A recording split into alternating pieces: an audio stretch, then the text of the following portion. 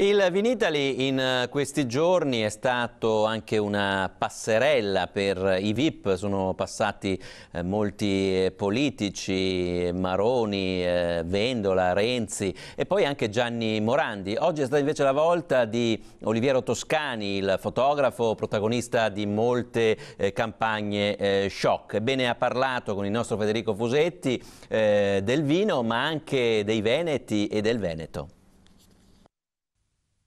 Benedetto, cosa che seo di nuovo? Come sta andando? Finalmente non parliamo di politica, quindi sta andando benissimo. Siamo qui a lavorare, a portare avanti la poca economia italiana che funziona. I vini veneti, allora, così la provoco subito. Beh, i vini veneti sono buonissimi, molto più buono dei veneti. Cioè, se i veneti fossero buoni come i loro vini, sarebbe il paradiso. Purtroppo i veneti invece sono troppo basabanchi, sono un po' troppo invidiosi, un po' carognette, e sono meno simpatici dei loro vini. È strano, ma è vero. Un prosecco è fantastico, è generoso. Pochi veneti sono così, gli altri sono un po' quello che sono Benedetto.